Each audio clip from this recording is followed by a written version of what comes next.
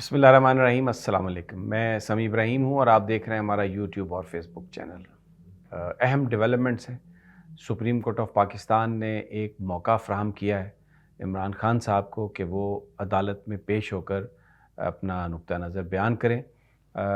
جب سے وہ 5 اگست کو یا 4 اگست کو جب سے وہ گرفتار ہوئے ہیں توشہ خانہ کیس کے فیصلے کے بعد، تو اب تقریباً 3 مہینے سے زیادہ گزر چکے ہیں۔ ان کی کوئی پبلک اپیرنس نہیں ہوئی تھی، لیکن اگر وہ یہ موقع اویل کرتے ہیں تو وہ پہلی دفعہ آئیں گے لوگوں کے بیچ۔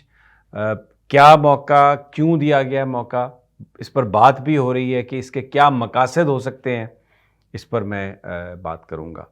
دوسرا، جسٹس مظاہر نقوی جن کو ایک شوکاز نوٹس بھی آ چکا ہے سپریم جوڈیشل کونسل سے، ان کے حوالے سے بہت سارے لوگوں نے سوشل میڈیا پر ایک کیمپین کا آغاز کیا ہے، اور یہ وہ لوگ ہیں جو قاضی فائز عیسیٰ صاحب کے بڑے نزدیک سمجھے جاتے ہیں۔ تو یہ جو ایک کیمپین ہے، کیا یہ ایک نفسیاتی جنگ ہے؟ کیا یہ مظاہر نقوی صاحب کو مجبور کرنے کے لیے ہے کہ وہ استعفیٰ دے دیں؟ میں بتاؤں گا کون کون لوگ کیا کیا کر رہے ہیں باتیں، اور اس کو سوشل میڈیا پر کس نظر سے دیکھا جا رہا ہے۔ اور تیسری اہم بات جو ہے وہ حملے ہیں گوادر میں، پسنی میں، میاں والی ایئر بیس پر، اور پھر اس کے بعد ڈی جی خان پر۔ بڑا ایک ایسا لگتا ہے جیسے کوئی کوارڈینیٹڈ یہ حملے ہوں، اور جو اس وقت تک جو صورتحال آئی ہے اس کے تانے بانے بھی ایسا لگتا ہے کہ باہر سے ملے ہوئے ہیں، اور جو لوگ ہماری سیکورٹی فورسز کو نشانہ بنا رہے ہیں، ڈیفینیٹلی ان کا یہ کہا جا رہا ہے کہ وہ مسلمان نہیں ہو سکتے، کیونکہ ہماری فورسز پر جو حملہ ہے وہ پاکستان پر حملہ، اور اس میں جو ایک رسپانس آیا ہے عوام کی طرف سے، بہت زبردست رسپانس ہے۔ پوری قوم جو ہے وہ بالکل جو بیرونی دہشت گردی ہے اس کے مقابلے میں اپنی مسلح افواج کے ساتھ کھڑے ہیں۔ ویری انٹرسٹنگ ہے یہ سب کچھ۔ اچھا، آغاز ہم عمران خان سے کرتے ہیں۔ سپریم کورٹ آف پاکستان کا ایک لارجر بینچ نیب قوانین کو جو کالعدم قرار دیا گیا تھا اس کے خلاف اپیل سن رہا ہے، کیونکہ یہ بنیادی طور پر پی ٹی آئی نے چیلنج کیا تھا۔ تو اب جو فیصلہ اس بینچ نے کیا، انہوں نے یہ کیا کہ سپرنٹینڈنٹ اڈیالہ جیل کو بھی یہ بتا دیا گیا ہے فیصلے کے ذریعے کہ اگر عمران خان پیش ہونا چاہتے ہیں عدالت میں تو وہ اس حوالے سے بندوبست کریں تاکہ وہ اپنی نمائندگی آ کے سپریم کورٹ میں کر سکیں۔ وہ بذریعہ وکیل بھی کر سکتے ہیں، لیکن اگر وہ خود آنا چاہیں تو یہ ایک بہت بڑی ایک ڈیولپمنٹ ہے جو آج کی ہے۔ اس سے پہلے کوئی ان کی ایک تصویر بھی نہیں آئی تھی سوائے ایک جو قاسم خان نیازی ڈی ایس پی نے کھینچی تھی جس وقت ان کو اٹک سے اڈیالہ منتقل کیا جا رہا تھا۔ تو یہ اس پر بڑے مختلف انداز میں بحث ہو رہی ہے۔ کچھ لوگ تو یہ کہہ رہے ہیں کہ یہ ایک بڑا موقع ہے عمران خان صاحب کو، وہ آئیں گے، وہاں پر ظاہر ہے میڈیا بھی ہوگا، وکلاء بھی ہوں گے، ان سے وہ بات چیت کریں گے، لوگ ان کو دیکھ سکیں گے۔ ان کی صحت کے حوالے سے جو اسپیکولیشنز ہوتی رہی ہیں کہ سلو پوائزننگ ہو گئی ہے یا وہ بیمار ہیں، ایک تو ان کا بھی خاتمہ ہوگا۔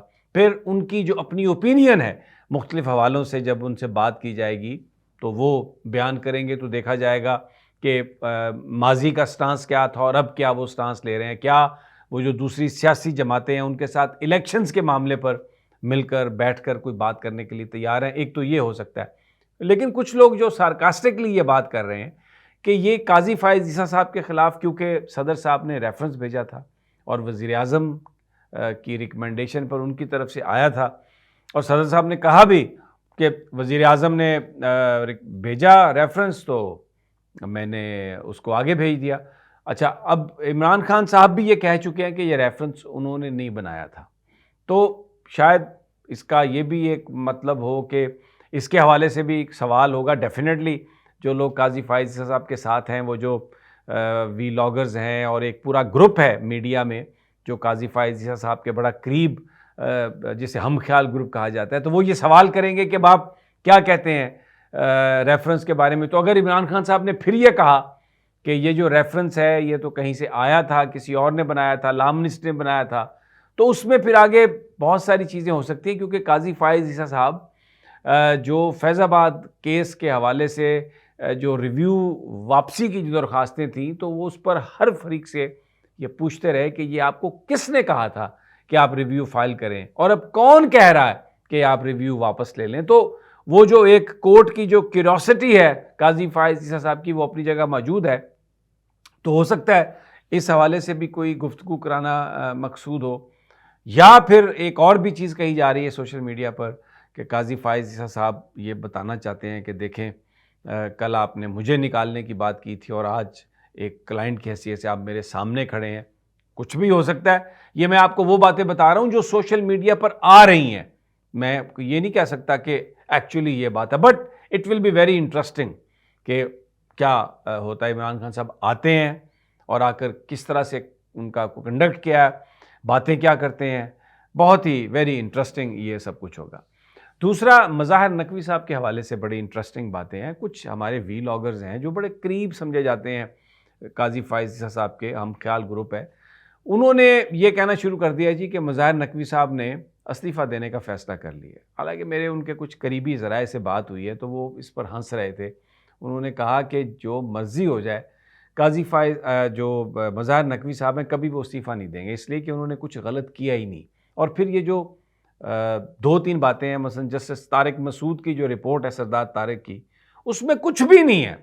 وہ میں رپورٹ اگر آپ اس کو، ظاہر ہے میں اس کو میں نہیں دکھا سکتا، لیکن جن لوگوں نے وہ رپورٹ دیکھی ہے وہ یہ کہتے ہیں کہ اس میں کچھ بھی نہیں ہے، کوئی الزام ہی نہیں ہے. اور جو شو کاز ہے اس میں یہ کہا گیا ہے کہ آپ آئیں اور آ کے آپ جواب دیں اور کہ وہ جوڈیشل پروب جو ہے وہ سپریم جوڈیشل کونسل نہ شروع کرے. تو جو الزامات ہیں ان کی کوئی اس میں باقاعدہ طور پر وضاحت نہیں ہے، کوئی کسی طرح سے کسی چیز کا کوئی ایویڈنس نہیں ہے. اور یہ جو کچھ بھی ایویڈنس ہے یہ سپریم جوڈیشل کونسل کی مرضی کے بغیر ہوا ہے، اس کی آتھرائزیشن کے بغیر ہے، اس کی کوئی حیثیت نہیں ہے. تو وہ یہی کہہ رہے ہیں سردار طارق مسعود صاحب بھی کہ جو یہ الزامات لگائے گئے ہیں سپریم جوڈیشل کونسل اس کا پروب کرے. تو ابھی پھر وہ ایویڈنس یہ سپریم جوڈیشل کونسل اکٹھا کرے گی تو پھر آگے دیکھا جائے گا. دوسری جانب مظاہر نقوی صاحب بالکل اعصابی طور پر وہ ہر چیز کا فیس کرنے کے لیے وہ تیار ہیں، اور کسی طرح سے بھی ان کا ارادہ استعفیٰ دینے کا نہیں ہے. ان کا بالکل ہر چیز کلیئر ہے، ان کے اکاؤنٹس کلیئر ہیں، کوئی چیز ایسی نہیں ہے جو انہوں نے ڈکلیئر نہ کی ہو، جس کی کوئی منی ٹریل نہ ہو. اور ان کے جو قریبی عزیز ہیں وہ کہتے ہیں کہ قاضی فائز عیسیٰ صاحب کی جو ریفرنس سے جو جان چھوٹی تھی وہ ٹیکنیکل گراؤنڈ پر سپریم کورٹ نے چھڑوائی ہے، اس کے میرٹس پر تو کبھی بات ہی نہیں ہوئی. تو ویری انٹرسٹنگ یہ سارا معاملہ ہے. اور اب میں آخر میں ذکر کرتا ہوں جو آج واقعات ہوئے، اس میں دیکھیں بڑا افسوسناک ہے. کچھ لوگ اس کو انہوں نے اس بات سے تعبیر کرنے کی کوشش کی ہے کہ جی اب دیکھیں جیسے الیکشن کا اناؤنس ہوا تو یہ حملے ہو گئے. غلط، بالکل الیکشن کے اناؤنسمنٹ سے ان حملوں کا تعلق نہیں ہے. یہ پاکستان کے دشمن ہیں جنہوں نے پاکستان کی انسٹالیشنز پر حملہ کیا، چاہے وہ میاں والی ایئر بیس تھا، چاہے وہ پسنی میں حملہ ہوا جو اور مارا سے ہمارے 14 جوان 2 گاڑیوں میں تھے وہ شہید ہوئے، یا وہ جو ڈی جی خان میں شاید جو ہوا ہے، جو بھی وہ ہمارے جو جوانوں پر حملہ ہوا ہے، یہ ایک کوآرڈینیٹڈ اٹیک ہمیں نظر آ رہا ہے. اور اس کے جو بالکل میں اتفاق کرتا ہوں ہمارے بہت سارے جو تجزیہ نگار ہیں کہ اس کے تانے بانے باہر سے مل رہے ہیں.